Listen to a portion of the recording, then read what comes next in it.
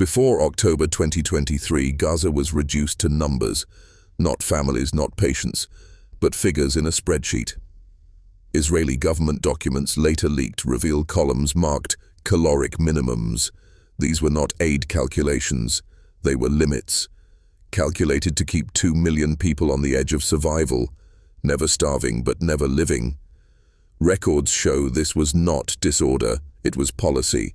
Gaza's hospitals logged patients dying of treatable illnesses as essential medicines were held at crossings. UN nutrition surveys confirmed children slipping below growth charts, their bodies recording the arithmetic of deprivation. Permit files reveal cancer patients denied exit until death became their only release. If you are listening in the United States, tell us which state you are from. Subscribe if you seek truths governments bury. Because what follows is not speculation, it is documentation. The paper trail of how Israel's blockade turned Gaza into a laboratory of controlled suffering. The spreadsheet was simple. The outcome was horror. The year was 2007. For most of the world, the headlines focused on the war on terror, on Iraq, on Afghanistan. Few outside the region paid attention when, in June, the Gaza Strip, home to nearly 2 million people, was sealed off by land, air, and sea. The official explanation: security. The unspoken reality: control. According to declassified documents later unearthed by Israeli human rights groups, the blockade was not improvised chaos, it was calculated policy. Files from 2008 reveal something chilling. Government ministries had literally computed the number of calories required to sustain Gaza's population without triggering a visible famine. The formula was cold, bureaucratic. How many truckloads of flour per week, how many tons of sugar, how many liters of oil, enough to prevent mass death, never enough to sustain full life. It was called the Red Lines document. Records show the Ministry of Defense oversaw the calculations, reducing an entire population to an equation. Malnutrition was acceptable, starvation was not. In the language of the files, the siege was designed to put the population on a diet, but not to make them die. Behind those words, an experiment unfolded in real time, a controlled deprivation of 2 million people. The blockade was not limited to food. Medical supplies were listed on controlled entry forms, some permitted, others arbitrarily banned.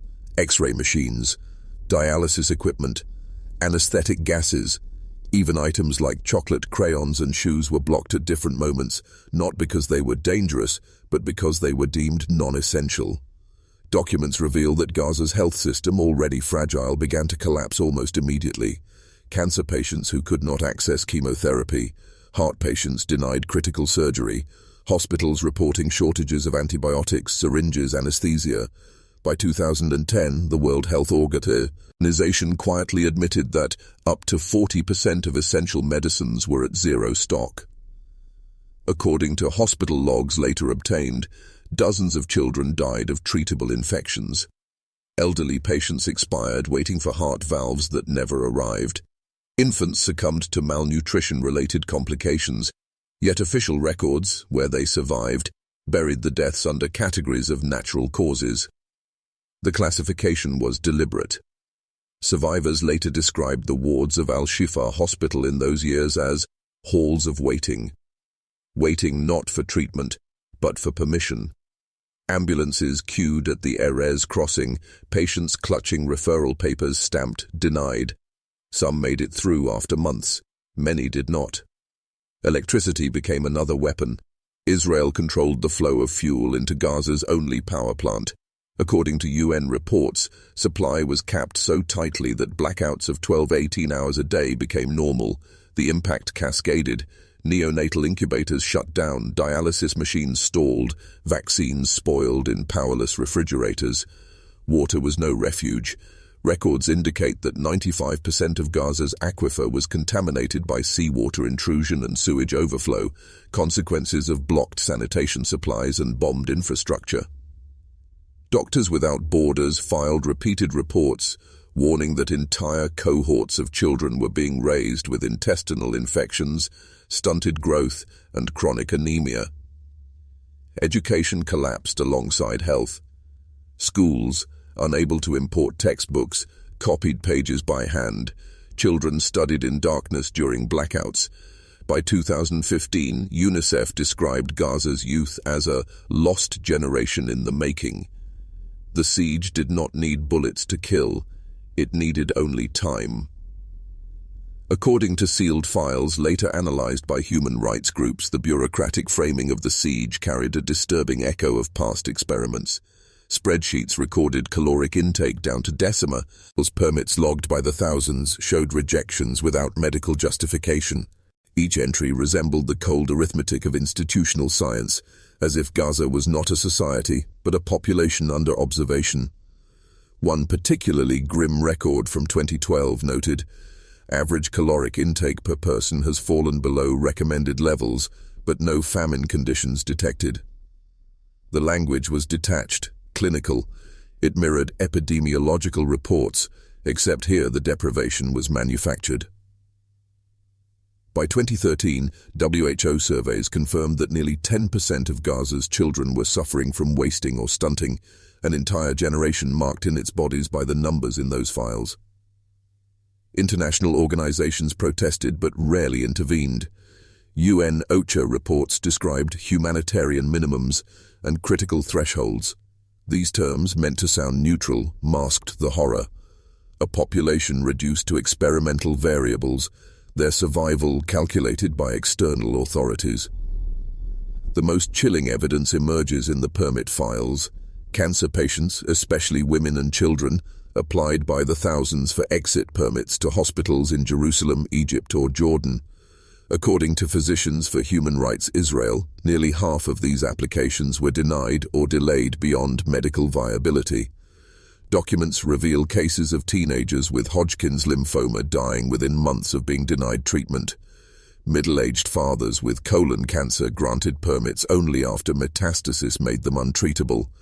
Children with congenital heart defects told they were security risks. Each rejection carried the same bureaucratic finality: request denied. Behind those two words, a life ended in silence. Survivors later described the anguish of waiting at the Erez crossing, ambulances idling as hours turned into days until the patient inside expired. In many cases, the permit was approved days later, for a body, not a person. Hospital death logs list them in stark lines: age, cause, time. But the real cause, denial of movement, never appears in the files.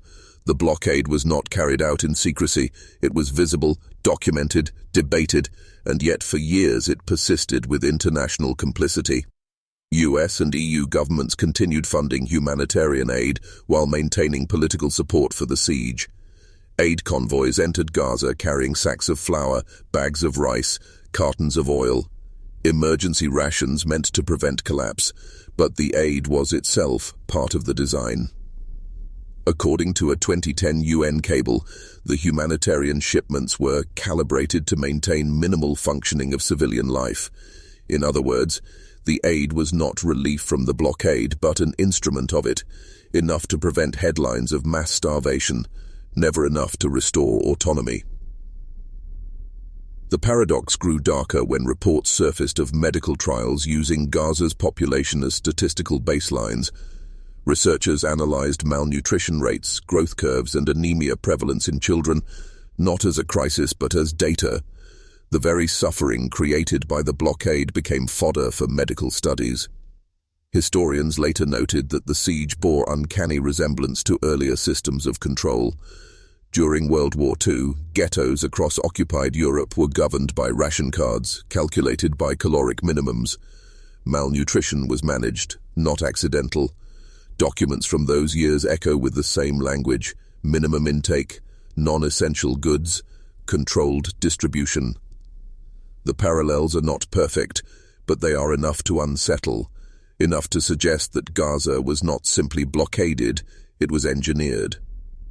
Behind the statistics, the human cost mounted. By 2018, Gaza's health ministry estimated over 50,000 preventable deaths since the start of the siege, children dying of sepsis from untreated wounds, women bleeding out during childbirth for lack of transfusion bags, elderly patients gasping without oxygen. Survivors later described burying children in makeshift graves, their bodies shrouded in white cloth, families whispering that the hospital had nothing left. These whispers never reached the official files. The siege stretched not for weeks or months, but for years. From 2007 to 2024, an entire generation was born, raised, and broken under blockade. For many of them, the outside world existed only as rumor. By the eve of 2023, Gaza's population lived under what international observers described as the most intense system of social control in modern history. Every calorie, every pill, every drop of fuel monitored and rationed. The entire territory functioned as a laboratory of deprivation, a place where humanitarian language masked systemic cruelty. According to leaked cables, Israeli officials maintained that the blockade was a matter of security. But the documents tell another story. The meticulous recording of caloric minimums, the deliberate denial of medical permits, the engineered collapse of health infrastructure.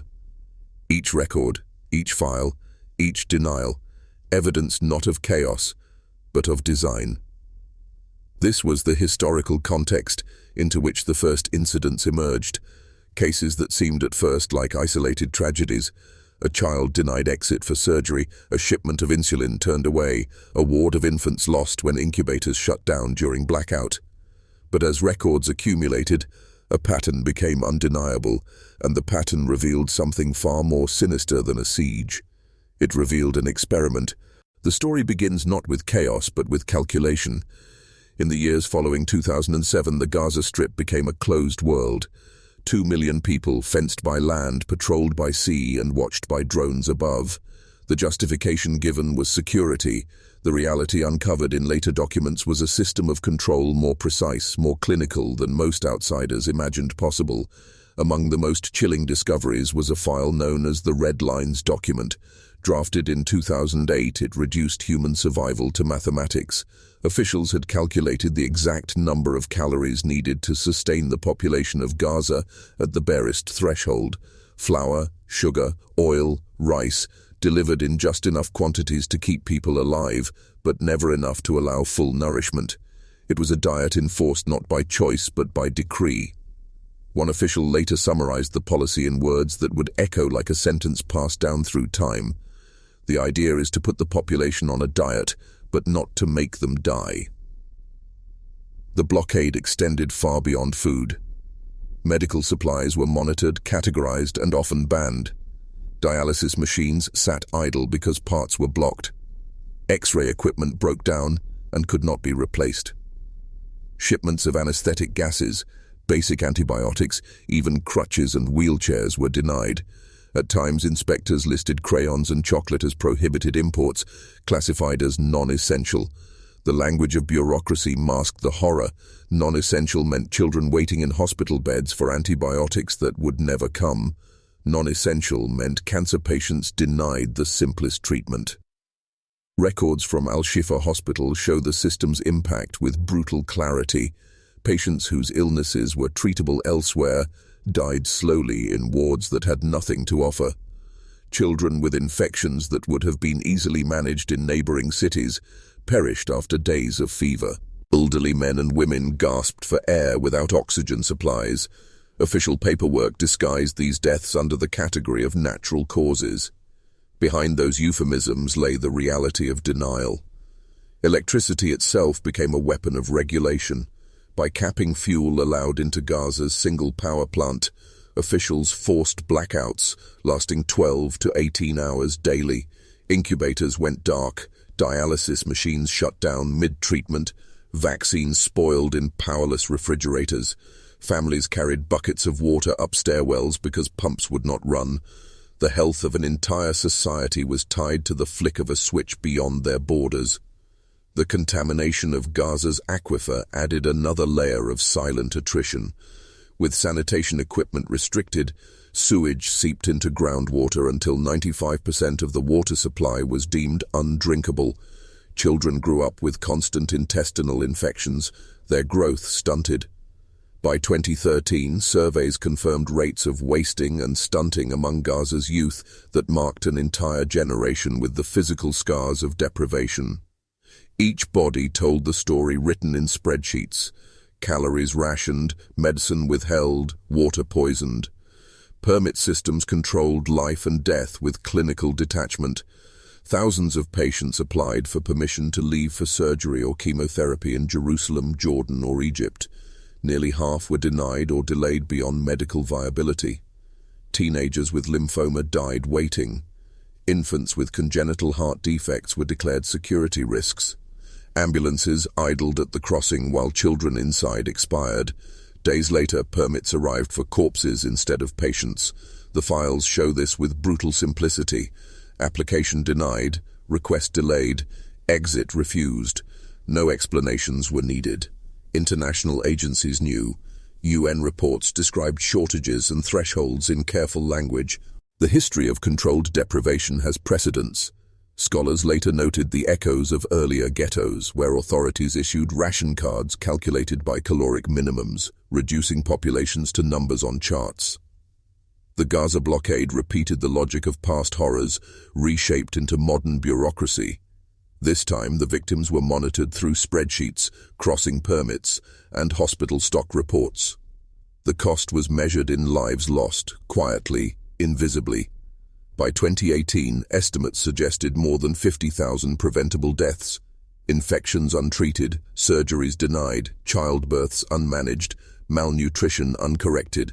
Families whispered of hospitals with nothing left, of children buried in silence. These whispers never made it into official files. And yet the system persisted. For more than a decade, a society lived under managed deprivation. Children grew into adults who had never known free movement. Parents aged into graves marked not only by natural disease, but by years of intentional scarcity. It was a siege, not of days or weeks, but of generations. By the eve of 2023, international observers described Gaza as the most intensely monitored and controlled population on Earth. Every calorie, every liter of fuel, every pill, measured and rationed. The world saw it as a blockade. The documents revealed it as something colder. A population subjected to an experiment in survival under limits, an experiment without consent and without end. The context was set. The statistics, the policies, the files were real, but they were only the beginning. For inside the system, beyond the spreadsheets and beyond the reports, were the first incidents that revealed its true horror. The first cases where denial became death, where bureaucracy became execution, and where human lives disappeared into the silence of managed control. And once the first incident is understood, the pattern begins to emerge. A pattern that suggests this was never chaos, but design. A design meant to test the limits of endurance. A design meant to prove how long life could continue at the edge of death. A design that was never meant to end. Patterns are never obvious at first.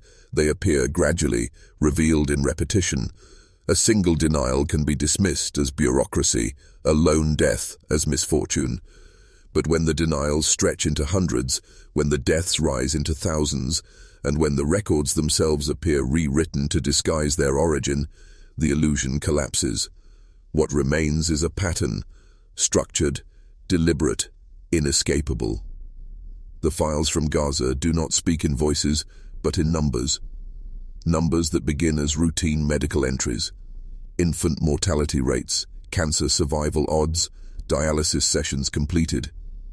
But with each year of siege, those numbers shift in ways that no natural curve of statistics could explain. According to hospital logs, premature infant survival fell by nearly 40% between 2007 and 2012. According to UN reports, child malnutrition increased by double digits, even while international aid convoys entered the Strip. And according to internal records, more than half of medical permit applications were either delayed or denied outright. Each of these numbers, on its own, might be attributed to war, to scarcity, to unfortunate timing, but taken together and compared against the red lines spreadsheets leaked in 2008, They form something chilling, an exact reflection of the policy to maintain Gaza's population at the edge of humanitarian collapse without tipping into visible famine. The calorie calculations are one of the most disturbing examples. Officials documented the daily food intake required to sustain the population at survival level, 2,279 calories per adult per day. Yet the shipments of food allowed into Gaza were calculated at an average of 2,100 calories. Not starvation, not health, a narrow corridor of hunger. And within that corridor, patterns emerged. Wheat shipments limited, meat restricted, fruit rare, chocolate banned entirely. Luxuries were prohibited not for security but for psychological pressure. According to the files, an occupied people must not be permitted joy. Medical supplies followed the same pattern. Drugs that relieved pain were often blocked. Morphine shipments denied. Anesthetics restricted. Surgeons recorded amputations performed with partial doses. Patients conscious but paralyzed. Antibiotics rationed to the point where one family member would receive treatment while another was left to die. By 2015, the files list more than 4,200 patients who died after being denied medicines considered dual use. The words hide the reality. A mother losing her child to sepsis because penicillin was classified as a potential chemical precursor. The denials extended to diagnostic machines, MRI equipment, CT scanners, radiation therapy parts, all labeled as restricted. Without diagnostics, illnesses remained unidentified until it was too late. The result was predictable. Cancers diagnosed only at terminal stages, strokes untreated until permanent disability, heart attacks left unrecorded. Hospitals became places of waiting rather than healing. But the most disturbing patterns are in the permits. From 2007 to 2020, more than 100,000 applications for medical exit permits were filed. Each one represented a human being in need of treatment unavailable inside Gaza. Each one was filtered through a bureaucratic machine. Records show that on average 35% were denied, 30% delayed beyond medical viability, and only 35% approved. Among those denied, children represented a disproportionately high percentage. WHO documents reveal hundreds of children with congenital heart defects who died before reaching their first birthday, not because treatment didn't exist, but because access was refused. The names of the dead repeat across hospital logs. Amal, age 7, denied leukemia treatment. Youssef, age 12, denied heart surgery. Mariam, age 5, denied chemotherapy. Their deaths are not isolated tragedies. They are predictable outcomes of a system in which the word permit became a synonym for life or death. Water records tell a parallel story. Each year, samples taken by UNICEF revealed rising levels of nitrate and salinity in Gaza's drinking water. Each year, applications to import spare parts for desalination plants were denied. The files show repeated notes. Dual-use risk. Pumps, filters, even replacement pipes were treated as contraband. The result was systematic poisoning. By 2017, 95% of water in Gaza was declared unfit for human consumption, yet no emergency response was approved. Instead, the records indicate a chilling acceptance. One internal report notes, levels deteriorating but population adaptation observed. In other words, people drinking sewage was not a crisis, but an outcome measured and filed. The horror of pattern recognition lies not in the deaths themselves, but in their predictability. The files did not merely record them, they anticipated them. What makes this pattern so disturbing is its consistency across decades. From 2007 through the 2010s, through wars and ceasefires, through shifting governments and international outcry, the numbers remain steady. The calorie ceilings, the fuel caps, the denial rates. Even in moments of supposed easing, the restrictions never truly lifted. Temporary relief was always followed by renewed strangulation. And this pattern mirrors systems from other eras. During apartheid South Africa, medical care was rationed along racial lines. In Nazi ghettos, Food rations were calibrated to sustain workers while condemning others to slow death. In American indigenous reservations, government agents withheld food and medicine as tools of control. Each system justified itself as necessary. Each left behind files that, when read together, reveal the truth. The Gaza siege medical files belong in this lineage. They are not the story of accidents but of engineering, not of chaos but of design. And once recognized, the pattern cannot be unseen. The horror intensifies when we realize these files are not closed.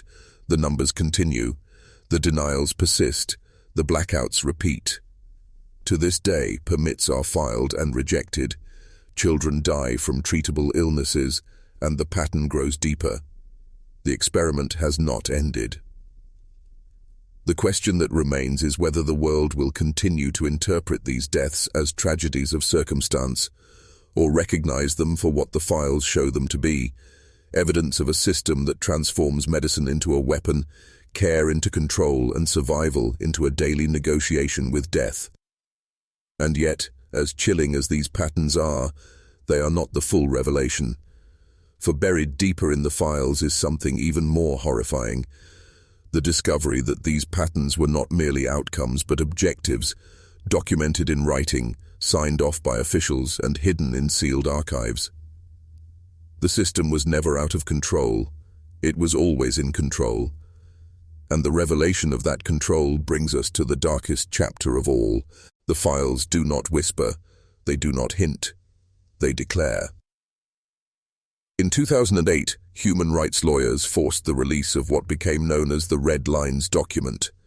Buried within government archives, the spreadsheet detailed food and medicine calculations for Gaza's 2 million residents, not as aid projections, not as humanitarian obligations, but as caloric equations, numbers broken down by age group, gender, activity level. A formula that measured survival the way a farmer measures feed for livestock. The revelation was staggering. Officials had not merely restricted shipments, they had mapped the biological thresholds of an entire population. 2,279 calories per adult per day, one cell in the spreadsheet calculated, before adjusting the entry downward to account for acceptable shortfall. It was not a miscalculation. It was a strategy. Malnutrition as a controlled condition, deprivation as policy, hunger measured like mathematics. For years, observers dismissed the document as an anomaly, bureaucratic excess, a planning draft never implemented, but cross-referencing hospital death logs with shipment manifests revealed otherwise. Each spike in anemia, each rise in infant wasting, each seasonal outbreak of waterborne disease aligned precisely with the projected limits. The spreadsheets were not theory. They were practice. According to declassified cables, international officials raised concerns. Warnings were delivered to ministries that such calculations risked violating international law. The response was silence, followed by classification. From that moment, the pattern of concealment intensified. Records reveal that humanitarian convoys were meticulously inventoried, not to ensure sufficiency, but to enforce scarcity. Items deemed luxuries were intercepted, among them chocolate, notebooks, crayons, musical instruments, even medical supplies such as spare parts for dialysis machines were placed on the banned list. The justification was always the same: dual use. Yet the files show that the denials were not based on specific threats, but on quotas predetermined to restrict life without extinguishing it.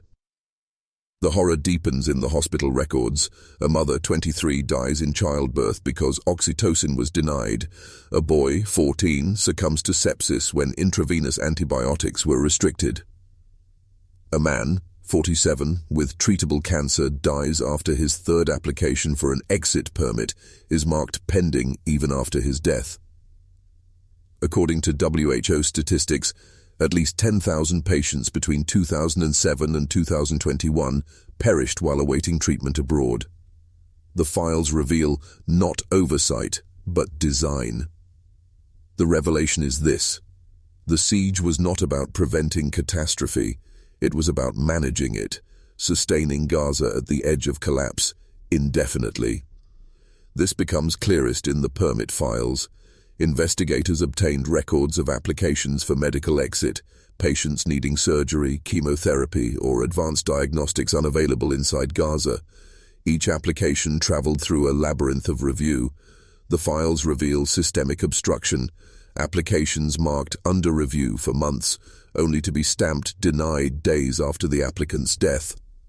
Bureaucracy functioned not as process, but as weapon. The numbers speak with precision.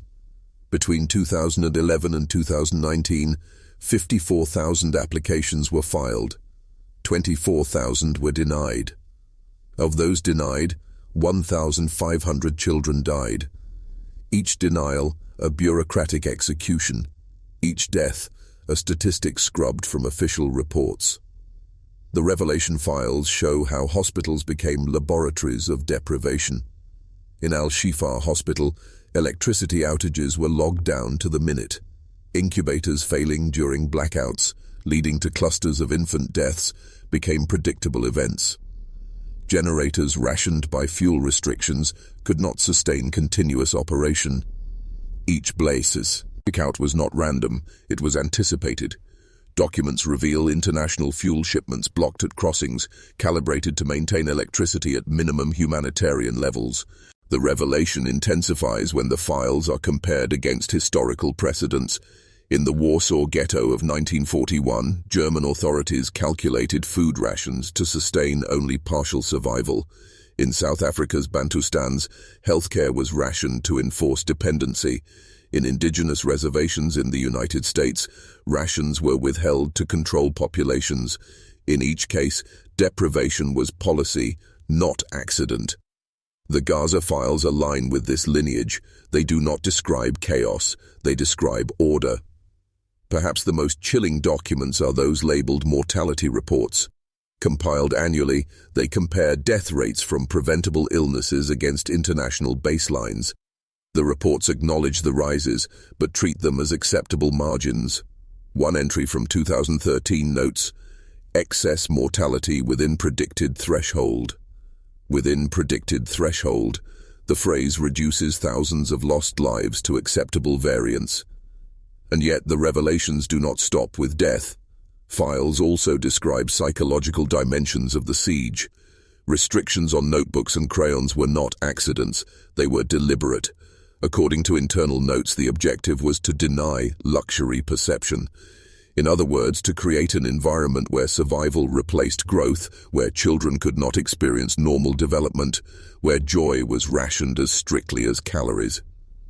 The most damning revelations lie in classified correspondence. Letters between ministries confirm that each denial, each restriction, was recorded and approved. Officials debated not whether to lift the blockade, but how tightly to calibrate it. The red lines were redrawn year after year. Always the same principle, deny enough to cripple, but not enough to collapse. And yet, collapse came.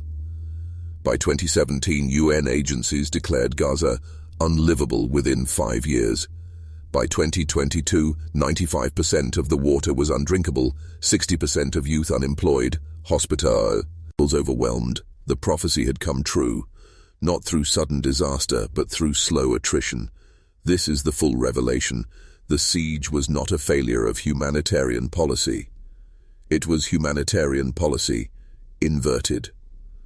The files expose a system where survival itself became a lever of control, where every calorie, every medicine, every watt of electricity was filtered through a strategy of deprivation. The horror is not only that this was done, but that it was documented.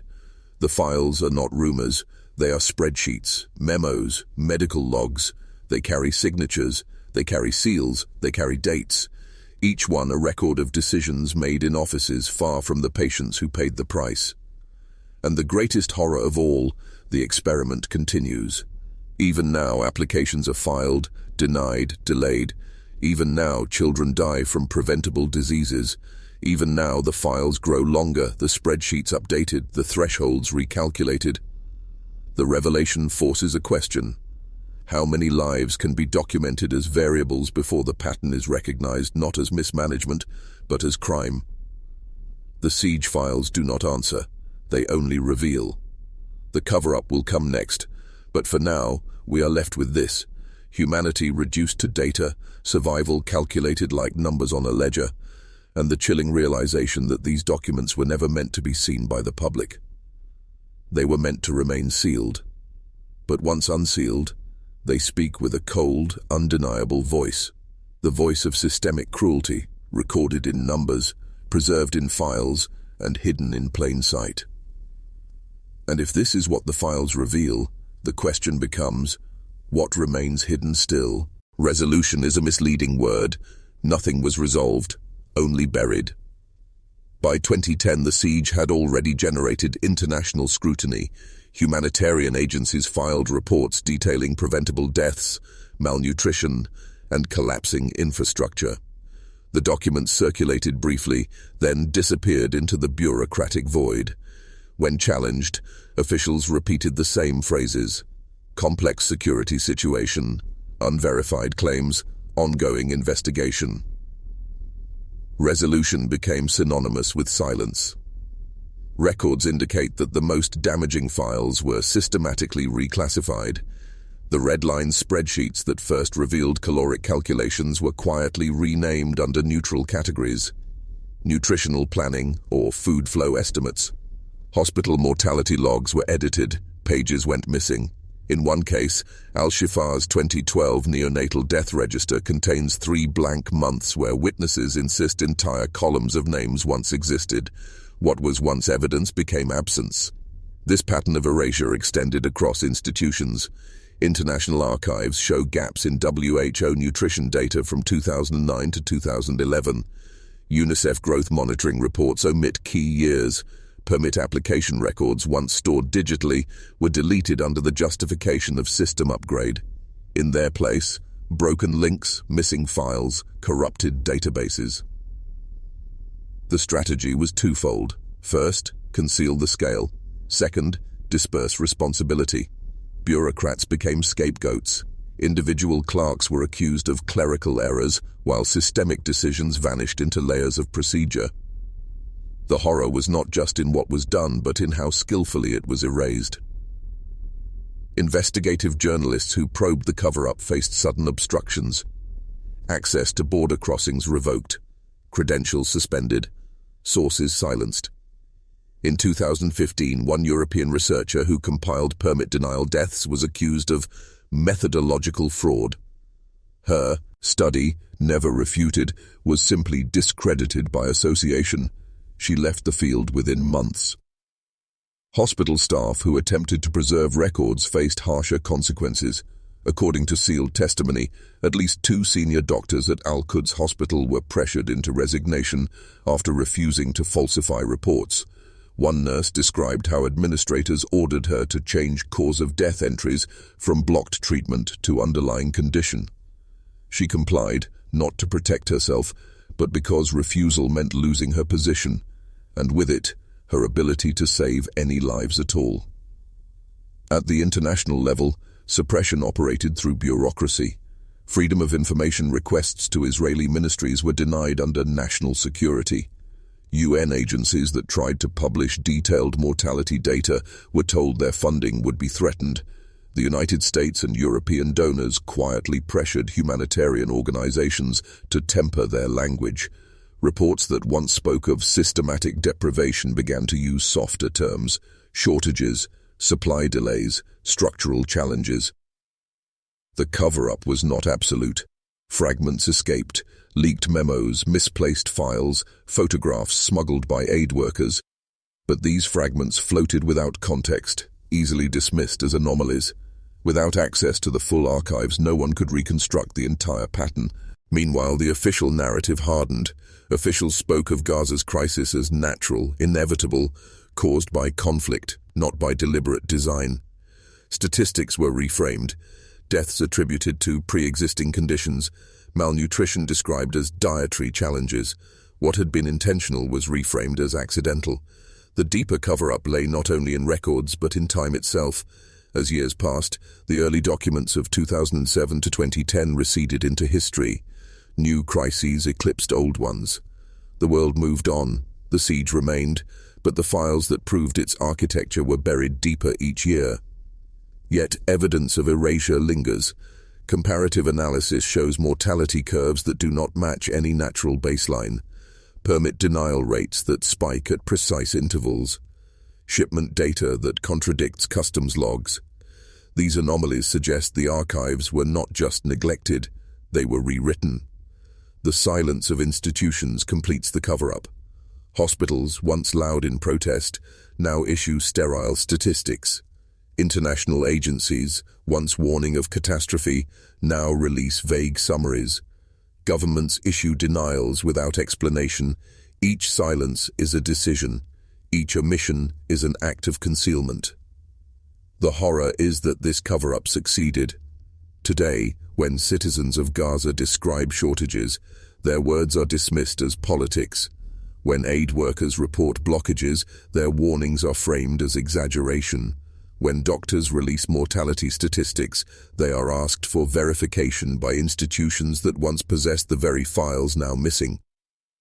Resolution then is this: evidence erased, responsibility diffused, memory suppressed, a system designed not only to control bodies but to control records, not only to inflict suffering but to ensure that suffering leaves no trace. And yet, the traces remain. Fragments in forgotten databases, copies of spreadsheets preserved by AC, silent, testimonies whispered in refugee camps. They wait like embers under ash for the moment they are uncovered. The cover-up is not complete. It never is. Files thought destroyed have resurfaced before. Ledgers erased have reappeared in archives misfiled. Witnesses silenced have left journals, letters, confessions. The system of concealment is vast but not flawless. And so the story does not end here. It cannot. For every record erased, another remains. For every silence imposed, another voice rises. The cover-up may delay revelation, but it cannot prevent it. The siege continues, the files remain hidden, and the truth waits, sealed in archives, marked classified. The next question is not whether the cover-up exists. It is, what will happen when the files finally surface? The cover-up may have hidden the full scale of the siege, but its legacy lives on, not only in Gaza, but in the world beyond. The most disturbing implication is that what happened there was not an isolated case. It was a model, a blueprint for how modern states can weaponize healthcare, manipulate data, and use bureaucracy as a tool of slow-motion extermination without ever firing a bullet. Documents reveal that even after international pressure mounted, the underlying system of managed deprivation was never dismantled, it was refined. Permit restrictions became more sophisticated, applying algorithms to determine who would live and who would die. Hospital supply chains grew more entangled, creating multiple points of plausible deniability. The language used in reports became more carefully crafted, ensuring the appearance of humanitarian concern while concealing the deliberate engineering of scarcity. The implication is clear. The siege was not just a war of territory. It was an experiment in control, and the techniques tested there have already echoed across the globe. Consider the pattern. Children in Gaza denied cancer treatment because permits were delayed. Today, migrant children in detention centers vanish into bureaucratic shadows, their medical needs neglected. The terminology changes, the geography shifts, but the mechanism is the same. Control the file, and you control the body. Alter the record, and the death becomes invisible. Modern foster systems in multiple countries report thousands of missing children each year. Unaccounted for, the official phrase. Statistics suggest they are funneled into trafficking networks, but without the paperwork, the trail goes cold. This mirrors the erased ledgers of Gaza's hospitals, the vanished names, the blank months, the statistics made to lie. The horror is not just in the disappearances. It is in how institutions normalize those disappearances through the language of administration. Medical apartheid is another shadow. In Gaza, basic medications were withheld, creating tiers of access to survival.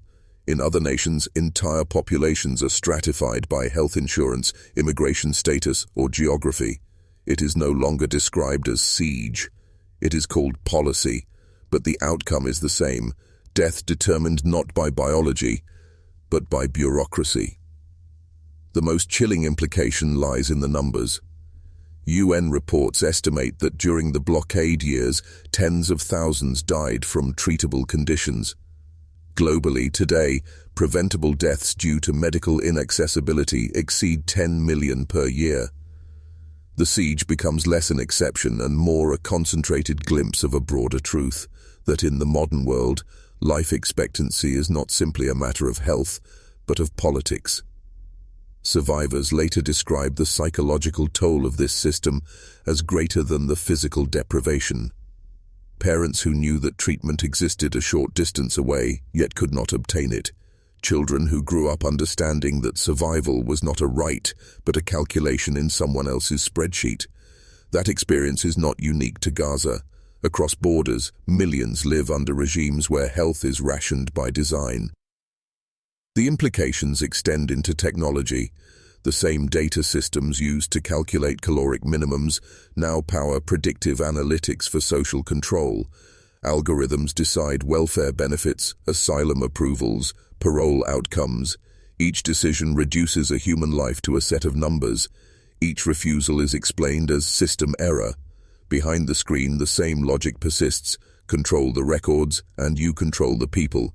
The cover-up also carries implications for international law. The Geneva Conventions prohibit starvation as a method of warfare, yet the siege operated for over a decade under the thin veil of security necessity. This precedent suggests that future blockades, future restrictions, can be engineered within legal loopholes.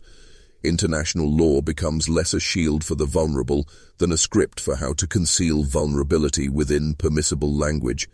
Even the framing of Gaza as unique has implications. By isolating it as an anomaly, global institutions obscure how its lessons apply elsewhere. Refugee camps in Lebanon, detention centers in Libya, indigenous communities in North America, villages under military occupation in Myanmar, all show patterns of restricted access to medicine, deliberate neglect, bureaucratic disappearance. To call Gaza singular is to ignore its function as prototype. And so the modern implication is not only that the siege continues, it is that its architecture has spread. What was once tested on 2 million has become a template for billions. The lingering question is whether this system will remain hidden.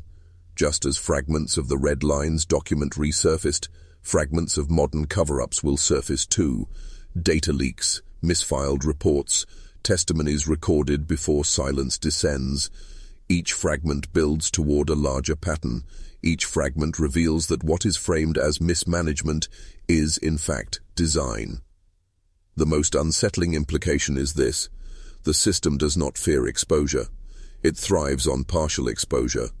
By releasing fragments, by allowing controlled leaks, it creates the illusion of transparency.